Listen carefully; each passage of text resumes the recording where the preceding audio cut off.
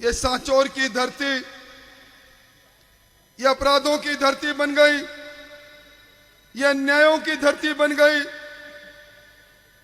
इस सरकार की सरपरस्ती में मंत्री महोदय यहां के विराजे, पर मैंने पहले राजाओं के समय में सुना था, जब राजतंत्र था, मत की पेटी से राजा नहीं, रानी के कोख से राजा निकलता था। तब शासन में राजा के साथ साथ राजकुमार राजपुत्र की भी दखलंदाजी रहती थी।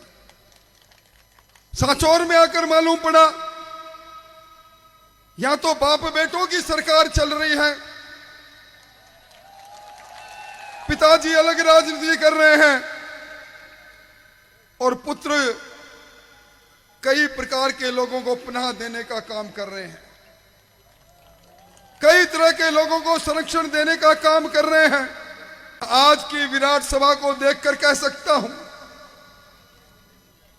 मुझे चेहरे पढ़ने भी आते हैं, आपके चेहरों को देखकर कह सकता हूं, गहलोत साहब, राजेंद्र जी, ये लिख लेना, इस सांचौर के अंदर तो कमल खिल चुका है, बस समय का इंतजार है। मैंने ऐसा पलक पावड़े बिछाकर इस प्रकार का स्वागत सत्कार कहीं नहीं देखा। मैं तो आपसे इतना ही निवेदन करने आया हूं, आपकी मन भावना इस परिवर्तन को करने की है, क्योंकि यह सांचौर कभी प्रसिद्धि पाए हुए था। यहां सबसे ज्यादा जीरा पैदा होता है, इसबगोल पैदा होती है। यहां पथमेड़ा का कि वो धरती है जहां गौ संवर्धन का कार्य दुनिया में सबसे ज्यादा होता है। लोग कहते हैं कि यह इलाका भगवान और ईश्वर को मानने वाले लोगों का है, पर पिछले दिनों के अंदर जब देश में बात चलती है कि अरमानों के, नौजवानों के अरमानों को तोड़ने वाले ये पेपर माफिया कहां बसते हैं, ये तस्करी को पनाह देने वाले, ये नशे का व्यापार का ट्रांजिट रूट कहां बन गया, ये हत्याएं, कभी लक्ष्मण देवासी की सरेआम हत्या कर दी जाती है, तो कभी नन्ही सी खुशी छोटी बच्ची, 6 वर्ष की बच्ची, अज्ञात लोग उस बच्चे को मारकर चले जाते हैं, तो कभी पलदार में मेरे भील समाज की बेटी के साथ बलात्कार होता है, तो कभी भड़वल में प्रजापत समाज की 12 वर्ष की बच्ची अपराधियों के भेंट चढ़कर बलात्कार की शिकार होती है, कभी गोलसन में भील की हत्या होती है। और पिछले 4 साल और 8 महीने में मुझे लोग कह रहे थे, हमारे न जाने चोरों की कौन सी गैंग आके किसकी सरपरस्ती में यहां आ गई, रोज चोरियां, रोज नकबजनियां,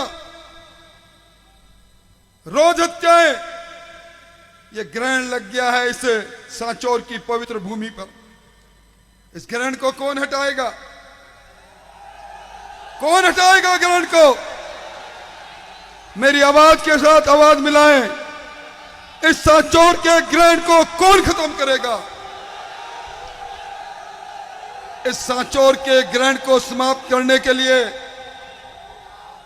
आज राजेंद्र जी गहलोत के नेतृत्व में निकला हुआ एक परिवर्तन रथ आपके बीच में आया है। भाइयों, आज राजस्थान के अंदर जब कभी भी कोई परीक्षा होती है और परीक्षा में सरकार की सरपरस्ती में पेपर लीक होता है, वीक सरकार में, तो उंगली उठने लग जाती है इस सांचौर की तरफ। कौन है ये सुरेश ढाका? क्या ये सोशल मीडिया को हैंडल करते हैं?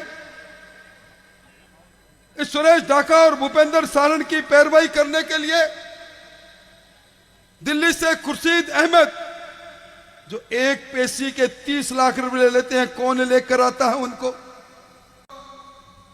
यहां किसानों को धरना पर बैठना पड़ रहा है।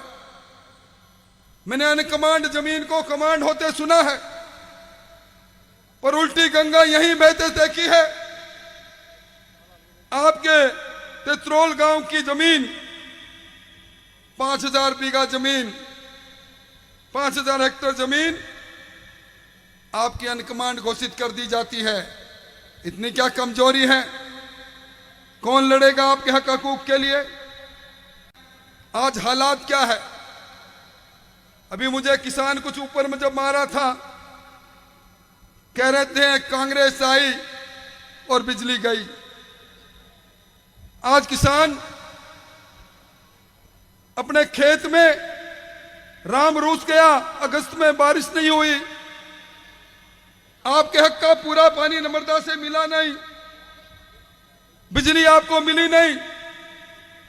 मुझे दो किसान कह रहे थे हम तो कनेक्शन कटवा रहे हैं हमारा। मैंने उनको कहा कनेक्शन आप अपने कुएं का नहीं, इस कांग्रेस का कनेक्शन काट दो। 1 महीने की सरकार बची है और यह सरकार, मैंने कहा लाल कपड़ा दिखा देना सरकार को।